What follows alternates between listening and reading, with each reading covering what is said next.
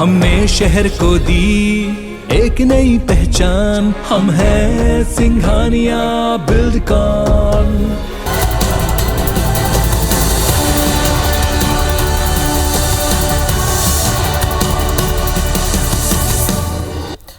नमस्कार, इस खास बुलेटिन में स्वागत है आप सभी का। मैं हूं आपके साथ श्रवण दंबोले। आज की पेशकश में हम देखेंगे अतरंगी खबरों का नया फ्लेवर। देखिए कौन बना अनाथ मासूमों का मसीहा। जानेंगे कि कैसे एक बैंक के बारे में जहां मिलते हैं बर्तन, ये भी जानेंगे कहां महिलाएं सामूहिक खेती से आत्मनिर्भर बन रही है, और कफन को लेकर ग्रामीणों की अनोखी पहल।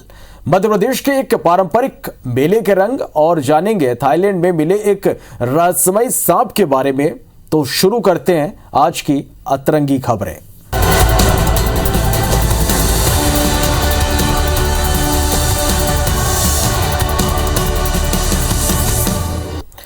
तो कोरोना कई जिंदगियों पर कयामत बनकर टूटा और उसके जख्म अब भी हरे हैं। कोरोना ने रायगढ़ जिले के मासूमों से भी उनका सब कुछ छीन लिया, लेकिन मासूमों की मदद के लिए जिले के कलेक्टर ने बेहद सराहनीय पहल की और समाज के लोगों से इन मासूमों के सर पर हाथ रखने का आग्रह किया। आखिर क्या है पूरा मामला, देखिए इस रिपोर्ट में।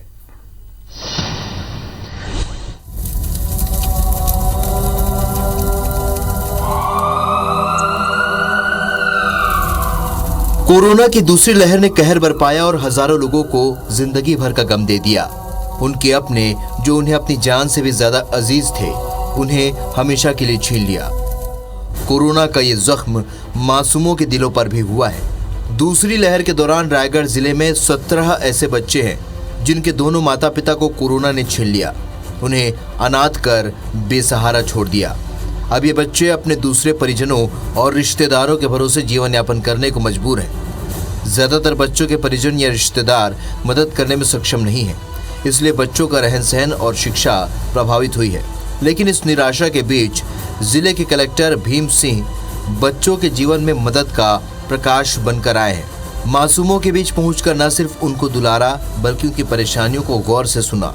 बच्चों से मिलने के बाद कलेक्टर ने जिले में लोगों और प्रशासनिक अफसरों को इन अनाथ बच्चों को गोद लेने और उनका खर्च उठाने की अपील की है। कलेक्टर ने खुद एक बच्चे को गोद लिया है। इतना ही नहीं, कलेक्टर ने तत्काल बच्चों को 1-1 लाख रुपए मदद के साथ सभी बच्चों को 10-10 हजार रुपए वार्षिक देने का फैसला भी लिया है, जिससे बच्चों की पढ़ाई प्रभावित न हो। जिस स्थिति में देखा है मैंने, ज़्यादातर जो ध्यान रख रहे हैं इनके, उन लोग खुद ही ऐसी स्थिति में हैं कि अपने बच्चों का ध्यान रखने की स्थिति में भी नहीं है। तो ऐसे में मैंने ये निर्णय लिया है कि रेड क्रॉस से इन सभी को हम 1-1 लाख रुपए दिया जाएगा, ताकि जो अभिभावक हैं उनका अच्छे से ध्यान रख सकें। और तत्काल रूप से जो एकदम से, जैसे एक बच्चे ने तो पढ़ाई भी छोड़ दिया था, तो ऐसा कोई नुकसान बच्चों को ना उठाना पड़े। कलेक्टर की इस पहल से बच्चों के परिजन और रिश्तेदार बेहद खुश हैं। उनका कहना है कि इस पहल से बच्चों का भविष्य संवरने में मदद मिलेगी। वर्तमान में ये नौनिहाल अपने भविष्य और जीवन यापन को लेकर चिंता में है। इन्हें समाज के सपोर्ट के साथ आर्थिक मदद की जरूरत है, जिससे ये अपने ख्वाबों के पंखों को आसमान की ऊंचाइयों तक ले जा सकें और उन्हें साकार कर सकें। अविनाश पाठक, IBC 24, रायगढ़। चलिए बढ़ते आगे। महासमुंद के रैतुम गांव में स्वच्छ भारत अभियान से प्रेरणा लेकर महिलाओं ने एक ऐसा बैंक बनाया जिससे महिलाओं के साथ ग्रामीणों को तो इसका फायदा हो ही रहा है, साथ ही पर्यावरण संरक्षण भी हो रहा है। आखिर क्या है पूरा मामला, देखिए इस रिपोर्ट में।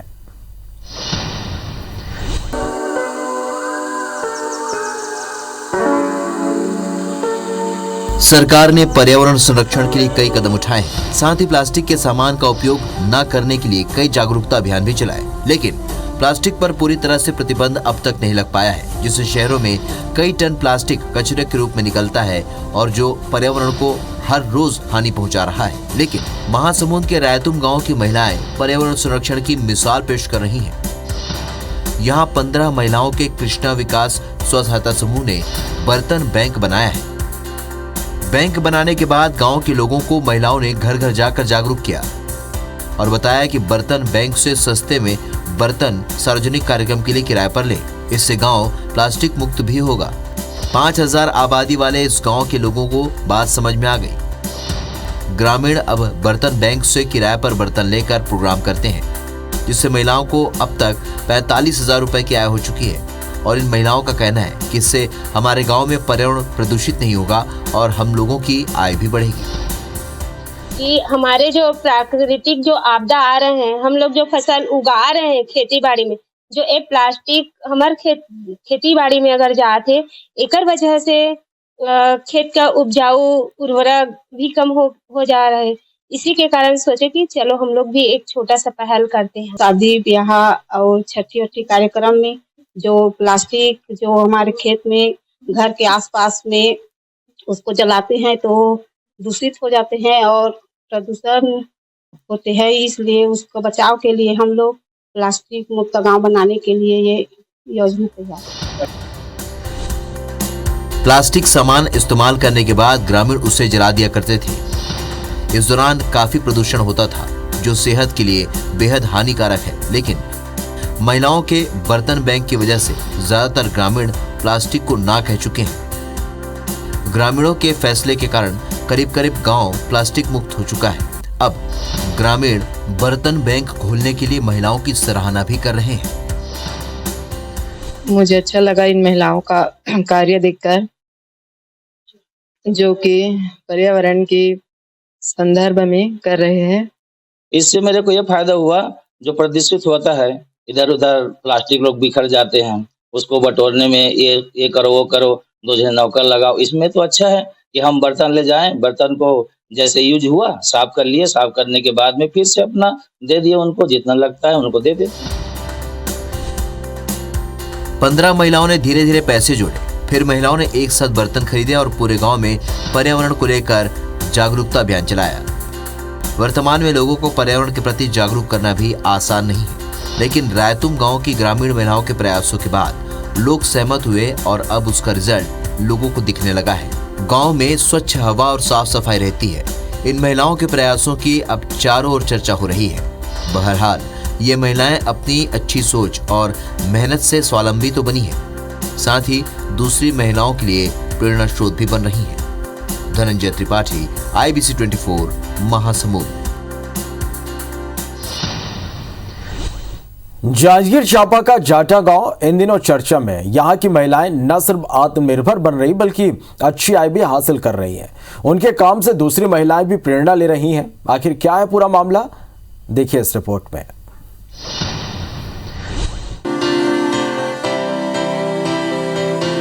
बीते समय की तुलना में महिलाओं ने निरंतर विकास किया है। महिलाएं न सिर्फ सामाजिक रूप से सशक्त हुई हैं, बल्कि शैक्षणिक और आर्थिक रूप से भी सशक्त हुई हैं और बदलते समय के साथ नित नई ऊंचाइयां छू रही हैं।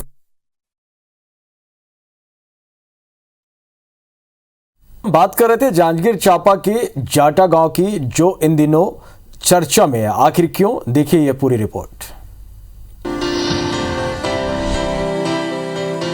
बीते समय की तुलना में महिलाओं ने निरंतर विकास किया है। महिलाएं न सिर्फ सामाजिक रूप से सशक्त हुई हैं, बल्कि शैक्षणिक और आर्थिक रूप से भी सशक्त हुई हैं और बदलते समय के साथ नित नई ऊंचाइयां छू रही हैं। बदलते वक्त के साथ ग्रामीण स्तर पर भी महिलाएं सशक्त हो रही हैं। इसका बेहतरीन उदाहरण जांजगीर चांपा के बलौदा ब्लॉक के जाटा गांव में देखने को मिला है। यहाँ महिलाएं आर्थिक लाभ वाली खेती जैसे टमाटर, भिंडी, बैगन और मिर्ची को पहले अकेले ही घर के आंगन में छोटे स्तर पर किया करती थीं, लेकिन अब महिलाएं समूह बनाकर खेती कर रही हैं। यहाँ राधा कृष्ण स्व सहायता समूह की 10 महिलाएं वर्तमान में 2 एकड़ में टमाटर और बैगन की खेती कर रही हैं। 3 एकड़ में और टमाटर लगाया गया है। यहाँ के बेहतर किस्म के टमाटर और दूसरी फसलों को व्यापारी खेत से ही खरीद कर ले जाते हैं और नगद भुगतान करते हैं, जिससे महिलाएं आर्थिक रूप से आत्मनिर्भर हो रही हैं। अभी अच्छा मिलत है और खुद भी कमाथन और घर से भी सहयोग मिलत है, सब समूह से भी मिलत है सहयोग, सब मिलजुल के काम करत हन। अच्छा है, फसल भी अच्छा है। स्वयं से लगात रहें, तेकर बाद में बेदे समूह में लगात हन, स्व सहायता समूह के अंदर में तहने दे अभी लगाते छन और अच्छा फायदा हो जाते है। महिलाओं की सफलता में बिहान का भी सहयोग है। बिहान की प्रभारी पुष्पलता महिलाओं को आत्मनिर्भर बनाने के लिए प्रोत्साहित करने के साथ ट्रेनिंग तक की व्यवस्था करती हैं। जरूरत के हिसाब से लोन दिलवाने में भी मदद करती हैं। पुष्पलता का मानना है कि इससे महिलाएं आर्थिक रूप से मजबूत हो सकती हैं। ग्रुप बना के एक समूह गठन करे हमारे सकरी महिला के द्वारा, और जो कार्य करत है इस पहले से खेती करत इससे थोड़ा बहुत और आगे बढ़ाए पर हमारे बैंक से लोन दिला हन। 15,000 सरकार द्वारा जो अनुदान राशि ओला भी दिला हन। जाटा गांव में महिला समूहों का बेहतर प्रदर्शन है। महिलाओं की आमदनी भी खूब हो रही है। महिलाओं के काम में परिवार भी मजबूती के साथ खड़ा नजर आ रहा है। जरूरत की वस्तुएं परिवार के सदस्य मुहैया करा रहे हैं और महिलाओं को आगे बढ़ने में मदद कर रहे हैं। हम सहयोग करें। अब आज हम देखा था तो अच्छा फायदा ले थे हमन अपन टमाटर खेती। आज हमारा टमाटर खेती में मेहनत है लेकिन फायदा भी अच्छी तरह से हो जाते हैं। मौका मिले तो महिलाएं ऊंची से ऊंची सीढ़ियां चढ़ सकती हैं और यही मौका जाटा गांव की महिलाओं को मिला। मौके का महिलाओं ने बेहतर इस्तेमाल किया और अब खेतों में महिलाएं टमाटर के साथ दूसरी फसल भी उगा रही हैं। परिवार को उनकी इस आमदनी से काफी हद तक मदद मिल रही है। ये परिवार अपने बच्चों की बेहतर शिक्षा के साथ दूसरी जरूरतें पूरा कर रहा है। महिलाओं के इस काम की अब चारों ओर चर्चा है। उम्मीद है देश प्रदेश की दूसरी महिलाएं भी इन महिलाओं से प्रेरणा लेंगी और आगे बढ़ेंगी। राजकुमार साहू, IBC 24, जांजगीर चांपा। क्या आप ये यकीन कर पाएंगे कि अंतिम संस्कार के वक्त यूं ही छोड़ दिया जाने वाला कफन भी किसी के काम आ सकता है? जी हां, आज हम आपको एक ऐसे गांव के बारे में बताने जा रहे हैं जहां शव को लपेट कर रखे जाने वाले कफन का बेहतर उपयोग किया जा रहा है। क्या है ये पहल, जरा आप भी देखिए इस रिपोर्ट में।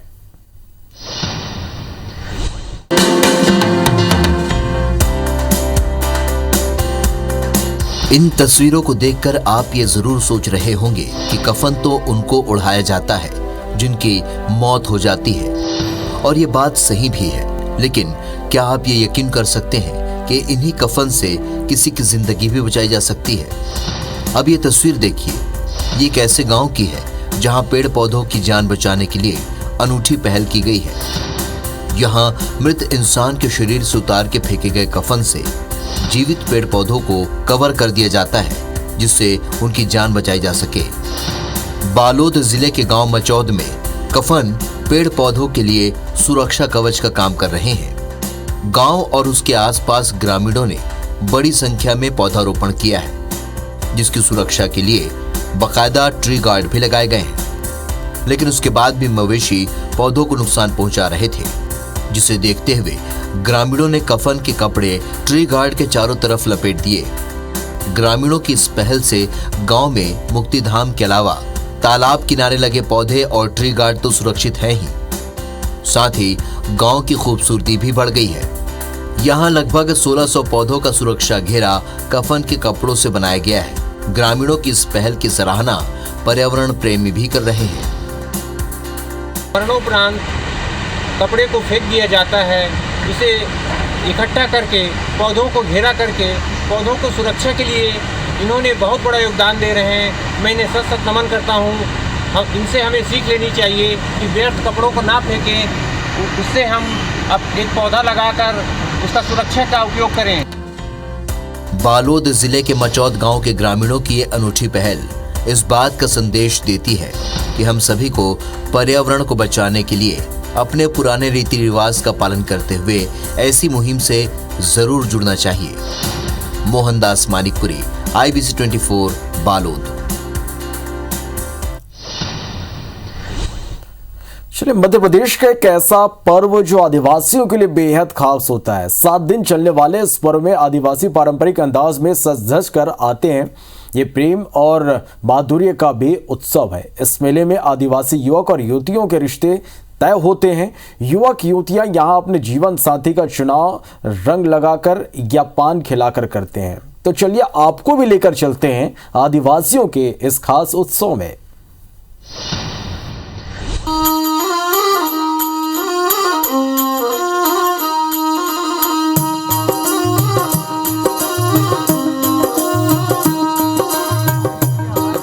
ये है परंपरा की सतरंगी झांकी। ये है सदियों पुराना पर्व।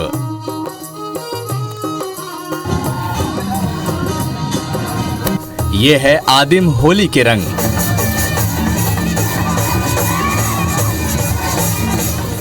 मध्य प्रदेश में हर साल फागुन में देखने को मिलता है ये अनोखा मेला।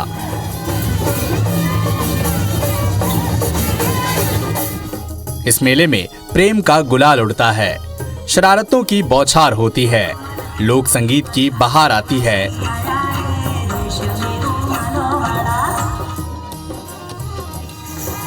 और लोक नृत्यों की छटा भी बिखरती है।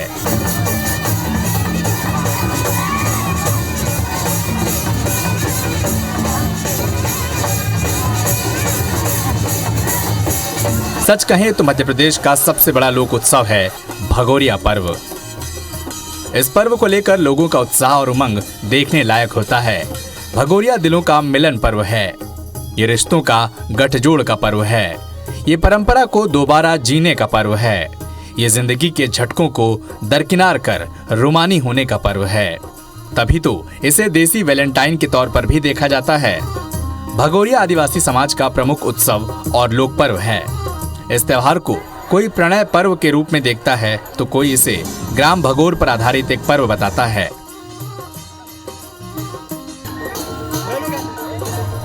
भगोरिया का इतिहास वर्षों पुराना है।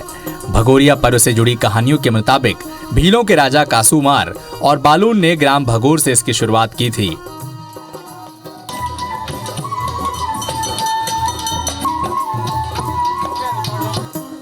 उस वक्त ग्राम भगोर इन भील राजाओं की राजधानी हुआ करता था। भगोरिया पर्व के नामकरण के संबंध में कहा जाता है कि मेलों से युवक युवतियों के स्वेच्छा से भाग जाने के कारण इन मेलों का नाम भगोरिया पड़ा। भगोरिया हाट को गलालिया हाट यानी गुलाल फेंकने वाला हाट भी कहा जाता है। इस पर्व को मूल रूप से भील, भिलाला और पटलिया समाज के लोग पूरे उत्साह के साथ मनाते हैं। अपने पारंपरिक, सामाजिक और सांस्कृतिक मूल्यों से ओतप्रोत इस पर्व को न सिर्फ देश प्रदेश बल्कि विदेशों में भी खूब जाना जाता है। गांव में रहने वाले आदिवासियों के लिए आज भी ये पर्व बेहद खास है। आधुनिकता के प्रभावों से भगोरिया का स्वरूप साल दर साल बदलने के बीच नई पीढ़ी पारंपरिक मेलों की पृष्ठभूमि को कायम रखे हुए हैं।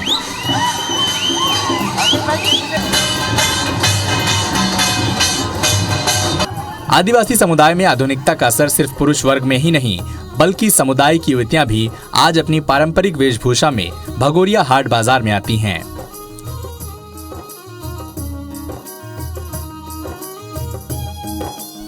समुदाय की युवतियां चांदी के आभूषणों और पारंपरिक वेशभूषा में इस कदर सज धज कर आती हैं कि देखने वालों की निगाहें उन्हीं पर ठहर जाती हैं। इन मेलों में आने वाले मौज मस्ती का कोई भी अवसर अपने हाथ से जाने नहीं देते। मेले में झूलों से लेकर आइसक्रीम और गोलगप्पों से लेकर मिठाइयों का बाजार सजा रहता है। भगोरिया की कल्पना मेले में मिलने वाली मिठाई के बिना नहीं की जा सकती है। भगोरिया मेला भजिए के चटपटे स्वाद और जलेबी की मिठास के बिना भी अधूरी है। जलेबी की गुड़ की तो क्या ही बात है। अलीराजपुर से लेकर धार जिले के हाट बाजार में जलेबी और गुड़ का होना बेहद जरूरी है। इसके अलावा शक्कर की मिठाई जिसे हार महल और कंगन कहा जाता है लोगों को बेहद पसंद आती है। वैसे तो गर्मा गर्म जलेबी और भजिए का मजा मौके पर खाने में ही आता है। कंगन का इस्तेमाल होली पर पूजन के साथ बहनों को देने का भी रिवाज है। भगोरिया के दौरान इन मिठाइयों की बिक्री बढ़ जाती है। भगोरिया में आकर्षण के केंद्र होते हैं बड़े बड़े ढोल, मांदल, बांसुरी, पिपौड़ी, थाली और शहनाई जैसे स्थानीय वाद्य यंत्र।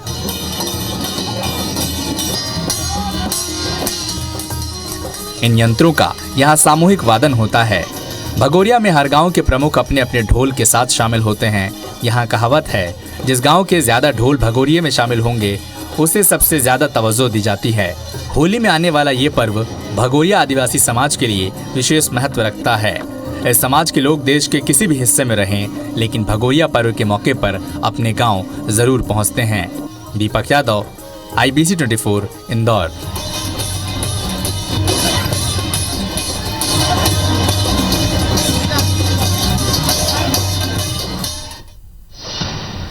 दुनिया अतरंगी जीव जंतुओं से भरी पड़ी है। ऐसी एक 2 फीट के एक जीव ने दुनिया भर में दहशत फैला रखी है।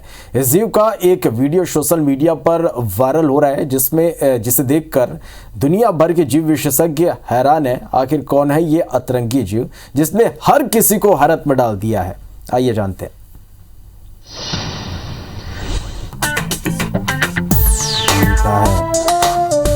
थाईलैंड में एक दलदल से अजीबोगरीब रहस्यमयी सांप मिला है जो 2 फीट लंबा है, जिसे देखकर लोग हैरान रह गए। इसका वीडियो सोशल मीडिया पर वायरल हो रहा है।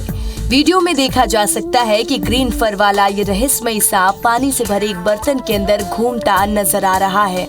विशेषज्ञ कह रहे हैं कि ऐसा जीव उन्होंने आज तक नहीं देखा है। सोशल मीडिया यूजर्स भाई इस सांप के बारे में तरह तरह की बातें कर रहे हैं। रिपोर्ट के अनुसार ये हरे रंग का विचित्र जीव थाईलैंड में एक दलदल में मिला है। दरअसल एक व्यक्ति दलदल में पानी देख रहा था, तभी उसे यह अतरंगी जीव फिसलते हुए दिखाई दिया। तो उसने अपने परिवार को दिखाने के लिए एक जार में जीव को भर के घर ले आया। इसके बाद 2 फीट लंबे इस विचित्र जीव को पानी से भरे एक कंटेनर में रख दिया गया। जीव को एक छोटी मछली खाने के लिए दी गई। इसका वीडियो सामने आने के बाद कुछ लोग इसे ड्रैगन बता रहे हैं। कई लोगों ने इसे शैवाल वाला सांप बताया। Bureau report IBC 24।